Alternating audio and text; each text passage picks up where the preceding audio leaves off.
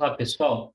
Nas últimas aulas, a gente discutiu o conceito de centro de massa, que nos permite descrever o movimento, a trajetória de um sistema complexo de uma maneira simples. Então, a ideia central é que se a gente focasse a nossa atenção nesse ponto espacial, que pode ou não estar no sistema, dentro do sistema que a gente está investigando, esse ponto especial, que a gente chama de centro de massa, a trajetória dele vai ser determinada simplesmente pelas forças externas, né? Então, a gente tem um análogo da segunda lei de Newton, F igual a ma, mas a massa aqui vai ser a massa total do sistema, e essa aceleração é a aceleração do centro de massa.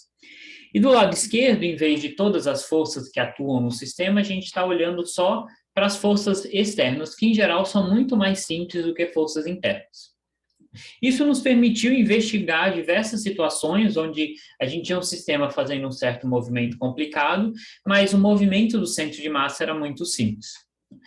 Mas isso não é suficiente para descrever o movimento de um sistema complexo, porque esse sistema pode estar fazendo diversos outros tipos de movimentos que não são descritos simplesmente pela posição do centro de massa. Então, um exemplo simples que a gente também viu é, por exemplo, o caso de vibrações. Se eu tenho, a gente discutiu aqui a colisão de dois sistemazinhos de duas molas, e a gente viu que o centro de massa se comporta como a colisão de dois objetos sólidos. Mas essa colisão gera uma vibração das molas que não está sendo descrito pela trajetória do centro de massa. A gente precisaria de novas variáveis ou novas coordenadas para descrever essas vibrações.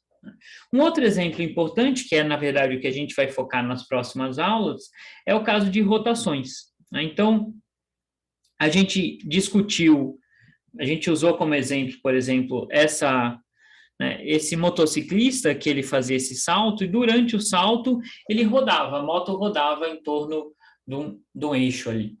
Tá? E esse movimento de rotação, ele não é descrito pela trajetória do centro de massa. Né?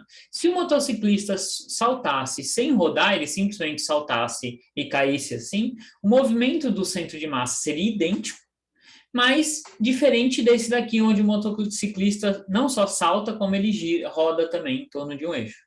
Então, esse movimento de rotação, ele é um movimento que não está sendo descrito só pela posição do centro de massa. E a gente vai focar justamente em como descrever rotações, que é um caso muito importante. E na maioria das vezes a gente vai estar focando em rotações de corpos rígidos, que a gente vai definir o que são daqui a pouco. Certo? Então, o que a gente precisa para descrever uma rotação? A gente precisa de dois elementos básicos. O primeiro é definir um eixo de rotação, ou conhecer qual é o eixo de rotação. Né? Então, um determinado corpo ele pode estar rodando de diferentes maneiras. Né? Então, se eu olhar, por exemplo, para o meu celular, certo? Ele pode estar rodando assim, em torno desse eixo de rotação, ou ele pode estar rodando assim, em torno desse eixo aqui de rotação, certo? Então, o eixo de rotação é fundamental para a gente descrever o tipo de rotação. Então, nesse exemplozinho simples aqui, mais simples que a gente pode pensar, né, onde eu tenho, por exemplo, uma bolinha aqui presa por uma corda a um ponto do espaço, ela está realizando esse tipo de rotação, o meu eixo é essa direção aqui, né? Então, é sempre a direção perpendicular ao plano de rotação. Certo? Aqui estão mais alguns exemplos. Né? Eu posso ter, por exemplo, uma bola rolando no chão. Né? Então, por exemplo, se a bola está rolando, andando para a esquerda e rolando, nesse caso, o eixo de rotação está saindo aqui da página. Eu posso ter um corpo, né? Por exemplo, eu posso pegar o meu celular, fixar um ponto aqui, tá? E fazer ele girar em torno desse ponto. Certo? Então, meu eixo de rotação está aqui em um ponto que passa pelo corpo, que não precisa ser o centro, né? Pode estar deslocado, como esse exemplo aqui. Tá? Então, esse é o primeiro elemento básico, a gente saber qual é o eixo de rotação. Para eu poder descrever a minha rotação, eu preciso saber qual é esse eixo. E dado um corpo, eu tenho diversos eixos possíveis. Né? Então, de fato, isso é algo que a gente precisa conhecer para poder descrever a rotação. O segundo elemento básico é a gente conseguir descrever a posição angular desse corpo ao longo do tempo. Esse, né, que a gente chama de θ de t. Esse ângulo, ele é o equivalente da nossa trajetória no caso do movimento de uma partícula pontual, ou do centro de massa. Né? Esse θ de t vai me dizer justamente onde que está o meu corpo durante essa rotação. E aqui, para simplificar, a gente vai assumir que a rotação sempre acontece no mesmo plano. Né? A gente pode ter coisas mais complicadas, como o meu celular rodando assim, mas rodando assim também. Então, poderia ter um movimento bem mais complicado de rotação, onde o plano de rotação está mudando com o tempo. Tá?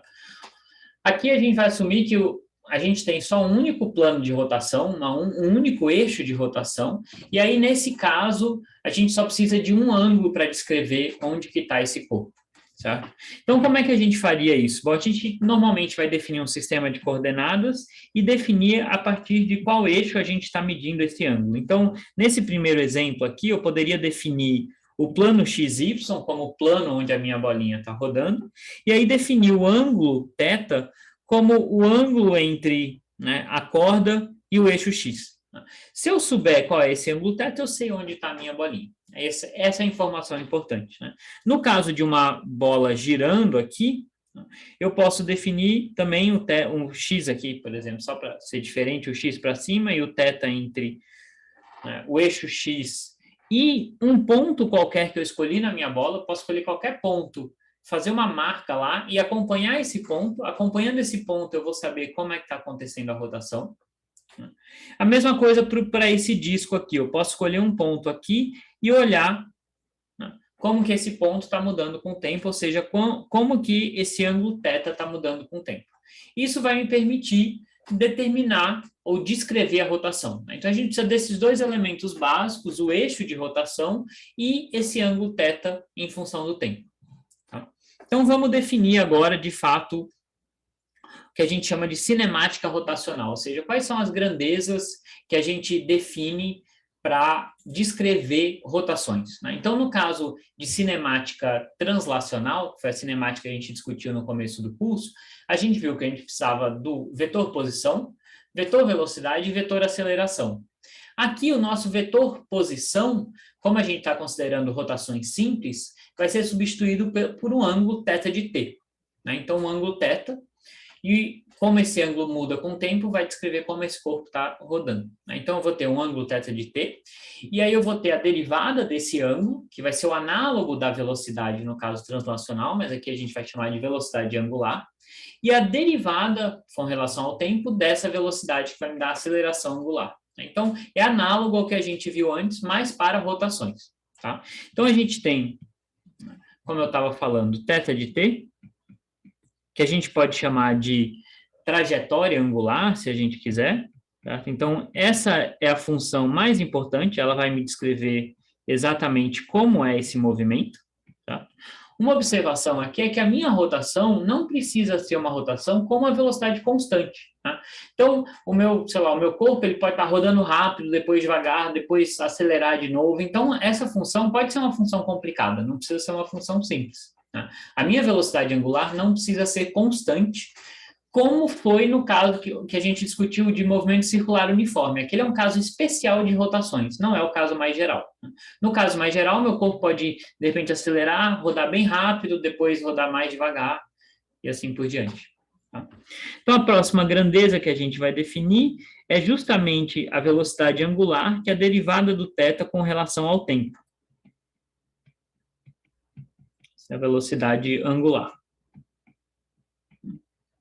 E ela tem, né, o θ, ele tem dimensões de radiano, a gente nunca vai usar graus, vai sempre usar radiano para simplificar a nossa vida, e a velocidade angular, portanto, vai ter unidades de radiano por segundo. E aí, por último, a gente vai definir uma outra variável, que é a derivada da velocidade angular com relação ao tempo, que a gente chama de aceleração angular. Então, essas grandezas vão ser suficientes para a gente descrever rotações. Né? Então, a aceleração angular tem unidade de radiano por segundo ao quadrado. Tá? Além disso, a gente vai, né, apesar do θ ser um único valor, né, uma função escalar, então dθ dt também é uma função escalar, a gente vai definir um vetor velocidade angular. Então, olha o que eu vou fazer aqui, né? Eu vou definir um vetor velocidade angular, que vai ser a variação do ângulo com relação ao tempo, mas que aponta na direção do eixo de rotação. Isso vai ser bem útil para a gente, porque se eu sei qual é esse vetor, eu estou passando duas informações ao mesmo tempo. Eu estou falando quanto o ângulo está mudando com o tempo, e eu estou falando também qual é o eixo de rotação. Então, eu dou essas duas informações em um único objeto, que é esse vetor velocidade angular. E para a aceleração, eu vou definir a mesma coisa. Então, notem que a aceleração angular é algo novo que apareceu agora, porque quando a gente considerou o movimento circular uniforme, a gente assumiu que essa velocidade angular era constante no tempo, e, portanto, isso aqui era zero. Mas no caso geral de rotações, isso não vai ser verdade, esse alfa pode sim ser diferente de zero. Tá? Além disso, a gente também pode definir grandezas médias, né, da mesma forma que a gente fez no caso linear. Tá? Então, eu posso definir uma velocidade angular média, que é um Δθ sobre ΔT, e uma aceleração média, que é um Δω sobre ΔT. Uma outra observação importante é que esse ângulo θ, né, a gente sabe que ele, em princípio, vai de 0 a 2π, mas para descrever rotações, em geral, a gente vai permitir que ele tenha qualquer valor. Tá? Então, se eu quiser descrever, por exemplo, que o meu corpo deu 2 voltas, eu vou falar que o meu θ variou de 4π, certo? Apesar de 2π e 4π representar o mesmo ponto do espaço, quando eu falo que o meu Δθ foi 4π, significa que ele deu 2 voltas. Além disso, o meu ângulo ele pode ser positivo ou negativo. Né? Então, imagina que eu estou girando nesse sentido aqui, que eu estou girando nesse sentido, certo? Estou indo daqui para cá, o meu θ está aumentando, certo? E eu tenho um θ positivo. Mas agora imagina que eu estou nesse ponto e eu giro na direção oposta, certo? Estou rodando no sentido horário. O meu θ vai diminuindo, vai chegar um ponto que esse ponto aqui vai chegar no eixo x, meu θ vai ser zero. O que vai acontecer depois disso? Bom, meu θ continua diminuindo, então o meu θ passa a ser negativo. Certo? Então, eu posso sim ter ângulos negativos, não tem problema nenhum com isso. Tá? Uma outra observação importante é com relação à direção desse vetor velocidade angular. Tá? Então, a gente define a direção desse vetor velocidade angular da seguinte maneira. Ele sempre aponta na direção do eixo de rotação, né? Mas em que sentido esse vetor vai estar apontando? Né? E aqui a gente usa uma convenção que é a regra da mão direita. Certo? Então, por exemplo, nesse caso aqui, onde o meu corpo está rodando nessa direção, o meu dθ dt é positivo, o meu ômega aponta para cima. Então, como é que eu determino para onde essa velocidade angular está apontando? Né? Então, eu curvo os meus dedos na direção da rotação. Né? Então, nesse primeiro desenho aqui, o corpo está rodando assim, o meu ômega está para cima. Se o corpo estiver rodando no sentido oposto, o meu ômega vai estar para baixo. Certo? Então, essa é a regra da mão direita que nos define a convenção de para onde está apontando essa velocidade angular. Tá bom? E agora, por último, eu preciso introduzir o conceito de corpo rígido. Na maioria dos casos, a gente vai estar descrevendo rotações de corpos rígidos. Tá? Então, o que é um corpo rígido? Um corpo rígido é aquele corpo onde, se eu marcar a distância entre dois pontos, né? Se eu vou lá no meu corpo e desenho e marco lá 2 pontos nesse corpo, não interessa o movimento que o corpo esteja fazendo, essa distância está sempre fixa. Tá? E, então, por exemplo, a minha mão é um corpo rígido? Não. Né? Se eu marcar um ponto aqui e um ponto aqui, e eu fizer isso daqui, eu mudei a distância entre esses 2 pontos. Né? Se a minha mão estiver fixa e eu eu movimentar ela sempre mantendo ela nesse formato, aí sim eu posso considerar ela como um corpo rígido. Tá? Então, essa é a ideia principal, né? Que a distância entre 2 pontos é sempre a mesma, independente do movimento que o corpo esteja fazendo. E, em particular, a distância entre o ponto e o eixo de rotação também vai ser fixa. Tá? Então, um exemplo aqui de um corpo não rígido, né? Eu falei da minha mão, mas, por exemplo, uma bola flexível, por exemplo, uma bola de basquete, né? Que ao quicar no chão, ela pode se achatar, certo? Então, se eu olhar para 2 pontos na bola, tá? Eles vão ter uma distância maior. Depois que ela quica para cima e que ela começa a restaurar o tamanho normal dela, esses pontos se aproximam. Então, essa distância entre os pontos está mudando com o tempo, esse não é um corpo rígido. Essa é a definição formal, mas na maioria dos casos é óbvio perceber se é um corpo rígido ou um corpo flexível. Tá certo? Um outro exemplo também é o corpo humano, né? Assim como a minha mão, né, o corpo humano você pode tá movimentando os seus membros, sua cabeça, seu tronco, e isso vai mudar a distância entre os pontos. Tá? Então, o corpo humano também é um objeto, é um corpo flexível. Tá certo? E daqui em diante a gente vai focar principalmente em corpos rígidos. Tá? Por que corpos rígidos? Porque isso vai facilitar muito a nossa análise de rotação. Tá? Primeira coisa que a gente vai observar é que, para um corpo rígido, eu posso descrever qualquer movimento dele, como ele não pode se dobrar, como a forma dele está rígida, ele só tem 2 tipos de movimento possível. Ou ele translada, o centro de massa dele translada, ou ele roda com relação a algum eixo. Então, para um corpo rígido, basta eu especificar a rotação e o movimento do centro de massa, que eu consigo descrever qualquer movimento do corpo rígido. Tá? Então, tipicamente, né, a gente assume, né, a gente já descreveu o movimento de translação do centro de massa, então a gente foca agora no movimento de rotação. Então, eu vou ter aqui um eixo de rotação, o meu corpo rígido vai rodar em torno desse eixo, e aí se eu olho um ponto qualquer desse corpo, né, a gente nota que ao rodar, a distância do ponto para o eixo de rotação está fixa. Tá? Isso simplifica muito a minha análise, porque como essa distância está fixa, descrever a posição desse corpo ao longo do tempo é muito simples. Então, por exemplo, né, nesse primeiro instante aqui, né, como é que eu descreveria o vetor posição desse ponto P? Né? Bom, eu tenho o meu ângulo θ aqui, eu faço, né, o meu vetor posição seria o vetor que sai da origem aqui, no caso, o eixo de rotação, e vai até o ponto P. Se eu decompor esse vetor, eu vou ter aquela famosa decomposição R cosseno θ na direção I chapéu, mais R seno θ na direção J chapéu. Nessa segunda situação aqui, eu tenho algo completamente análogo, a única coisa que mudou foi o meu ângulo θ. Mas a distância entre o ponto e o eixo de rotação continua a mesma, porque esse é um corpo rígido. Se o corpo fosse flexível, isso não precisaria ser verdade, mas como o corpo é rígido, essa distância aqui vai ser a mesma. Tá? Então, nesse caso, a nova posição desse ponto P vai ser simplesmente R cosseno de θ' I chapéu mais R seno de θ' J chapéu. Então, é simples, para um corpo rígido, é muito mais simples descrever o vetor posição de um ponto qualquer nesse corpo. Certo? E o que seria o vetor velocidade? Desse mesmo ponto P. Bom, eu preciso tirar a derivada do meu vetor posição. Né? Então, um vetor posição qualquer, ele é dado por essa expressão aqui. Um vetor posição qualquer é dado por essa expressão aqui.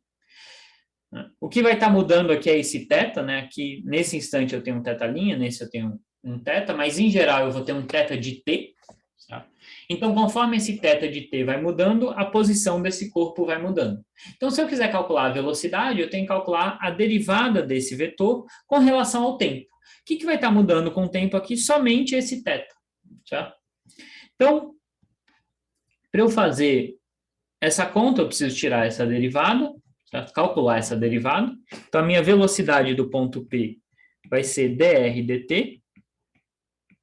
E a única coisa que está mudando aqui vai ser essa função θ. Então, eu preciso aqui aplicar a regra da cadeia, né? Por exemplo, para o primeiro termo, eu preciso fazer derivada de cosseno com relação a θ e depois θ com relação a t. Certo? Então, aqui eu vou ter a derivada de cosseno é menos seno. Então, eu vou ter menos R seno θ dθ dt na direção I chapéu, mas dθ dt é justamente a velocidade angular, então aqui eu vou ter um ômega na direção I chapéu, e na direção J chapéu eu vou ter algo análogo, vai ser um R ômega cosseno de θ J chapéu, porque a derivada de seno é cosseno. Então, no final das contas, a minha velocidade desse ponto P é dado por ômega menos R seno θ I chapéu mais R cosseno θ J chapéu. Então, para um corpo rígido, como esse R aqui está fixo, né, a distância do ponto ao eixo está fixo, o corpo não pode nem esticar nem encolher, tá? Essa velocidade é relativamente simples, é dada por essa expressão aqui. Então, se eu conheço o θ de t, eu conheço a velocidade do ponto. Em particular, o módulo dessa velocidade, tá? Então, o módulo dessa velocidade v de p, que eu vou chamar de v, né? Se eu calcular o módulo disso, isso daqui, né, como é que seria o módulo? É a componente x ao quadrado mais a componente y ao quadrado. Se eu fizer essa conta, né, a componente x ao quadrado mais a componente y ao quadrado vai me dar um seno ao quadrado mais cosseno ao quadrado, que eu consigo colocar o resto em evidência. Então, vai me dar 1. E aí, esse módulo vai me dar simplesmente R ômega. Tá? Então, o módulo da velocidade é R ômega. Para qualquer ponto no meu corpo, o módulo da velocidade é R ômega. Ou seja, quanto mais distante tiver o meu corpo do eixo de rotação, mais rápido vai ser a velocidade linear dele. A velocidade angular é sempre a mesma, ômega. Mas como a distância está aumentando, a velocidade linear vai ser sempre maior. Tá? E a aceleração? Tá? Para a aceleração, antes de falar da aceleração, deixa eu só chamar a atenção para o seguinte, que essa expressão que a gente obteve aqui, para velocidade, tá? Se a gente desenhar o vetor a que ela se refere, tá? Se o meu vetor posição está aqui, o vetor velocidade vai ser sempre ortogonal ao vetor posição. Muito parecido com o movimento circular uniforme. A grande diferença aqui é que essa velocidade ela vai poder estar mudando com o tempo, porque esse ômega vai poder estar mudando com o tempo. Né? Então, o tamanho desse vetor velocidade não precisa ser constante, como na velocidade no movimento circular uniforme. Tá? No caso mais geral, essa velocidade pode estar aumentando ou diminuindo se a rotação do meu corpo estiver acelerando ou desacelerando. Tá? Mas ainda assim, esse vetor vai ser sempre perpendicular ao vetor posição. Então, isso aqui sempre vai formar um ângulo de 90 graus. Tá? E o vetor aceleração? Tá? Então, para eu calcular o vetor aceleração, eu tenho que, de novo, tirar mais uma derivada. Né? Então, a gente tinha aqui o nosso vetor velocidade. Tá? Então, eu vou querer tirar a derivada desse vetor velocidade, que é essa expressão aqui.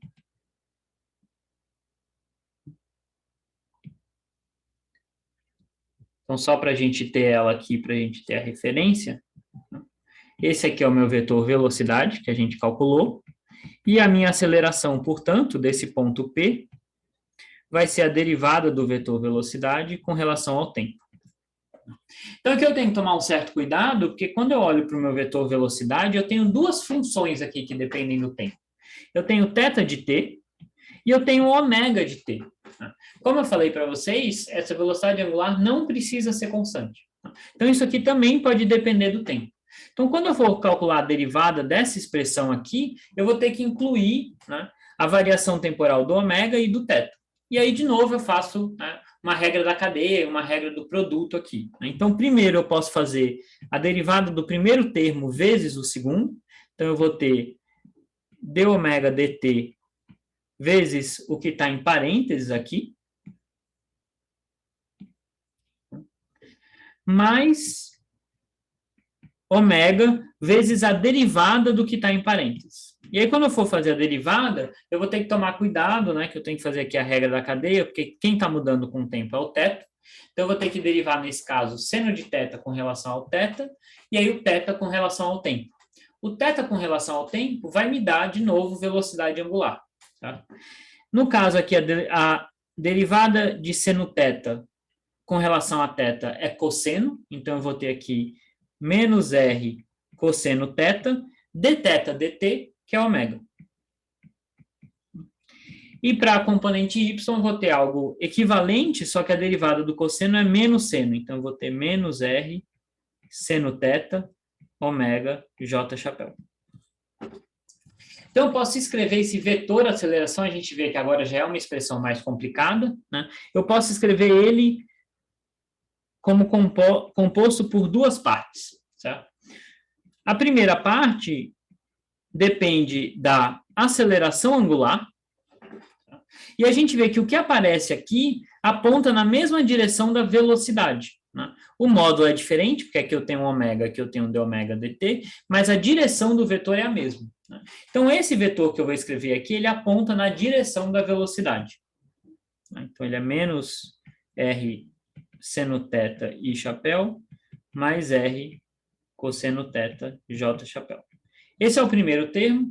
E o segundo termo, né, se eu colocar esse ômega aqui em evidência, eu vou colocar o menos em evidência também, eu vou ter menos ômega quadrado R, e aí o que vai sobrar aqui é cosseno θ i chapéu, mais seno θ j chapéu. Esse segundo termo aqui, ele aponta na direção do vetor posição. A gente lembra que isso daqui era exatamente o vetor posição. Certo? Então, ele aponta na direção do vetor posição, mas como eu tenho esse sinal de menos, ele aponta no sentido oposto. Certo? Então, o que a gente tem no final das contas? A gente tem que essa aceleração ela é formada por duas componentes. Né? Essa daqui é o que a gente chama aceleração tangencial, e ela não aparecia no movimento circular uniforme, porque lá o alfa era zero. E essa daqui é a aceleração centrípeta, que a gente já tinha visto antes, que aparece mesmo que não haja uma aceleração angular. Então, eu tenho essas duas componentes da minha aceleração. Se eu quiser visualizar elas vetorialmente, o que eu vou ter? Eu vou ter a aceleração centrípeta sempre aponta, né, na direção do vetor posição, mas sentido oposto, certo? Então, ela aponta para a origem, ou para o eixo de rotação. E a aceleração tangencial aponta na direção da velocidade. Né? Então, a gente lembra que no movimento circular uniforme, o que a aceleração centrípeta fazia era simplesmente mudar a direção da minha velocidade. O módulo da velocidade era constante. A aceleração centrípeta só fazia essa velocidade mudar de direção. Né? Só que num caso mais geral, eu posso ter essa aceleração angular, que vai me dar uma aceleração na direção da velocidade, ou seja, vai aumentar ou diminuir esse vetor velocidade. Né? Se essa aceleração for negativa, ela vai estar no sentido oposto. Então, agora eu posso ter essa aceleração, o que ela está fazendo com a minha velocidade? Ela pode estar mudando a direção da velocidade e aumentando ou diminuindo essa velocidade. Tá? E qual que é o módulo dessa minha aceleração? Então, o módulo do vetor aceleração, ele vai ter, vou chamar de A, né? Ele vai ter duas componentes, uma que vem da aceleração tangencial. Então, isso aqui vai me dar raiz quadrada de alfa ao quadrado, R ao quadrado, mais uma que vem da aceleração centrípeta, que vai ser ômega quarta R ao quadrado. Então, a minha aceleração vai ser R raiz de alfa ao quadrado mais R ao quadrado ômega quarta. Desculpa, mais ômega quarta. Tá? Então, esse é o módulo, não é o vetor, né? É o módulo da minha aceleração. De novo, se eu estou no movimento circular uniforme, alfa é zero, e eu retorno para R ômega ao quadrado, que era o que a gente já conhecia antes. Tá? Mas agora a gente vai estar interessado em movimentos onde a gente tenha também uma aceleração angular. Então, de novo, o que essa aceleração angular faz é dar um novo componente para a aceleração. Obviamente, o vetor aceleração completo, tá? Ele vai ser um vetor que aponta, né, na soma desses dois vetores. Então, deixa eu ver se eu consigo desenhar, vai ser algo aqui assim. Esse vai ser o vetor aceleração completo, né? Eu vou ter uma soma de dois vetores, mas é mais útil a gente pensar como a soma dessas duas acelerações, a tangencial e a centrípeta. Tá bom? Então, por essa aula era isso. Na próxima aula, a gente vai discutir um pouco mais de cinemática, principalmente quando a gente tem uma aceleração angular. Tá bom? Tchau, tchau.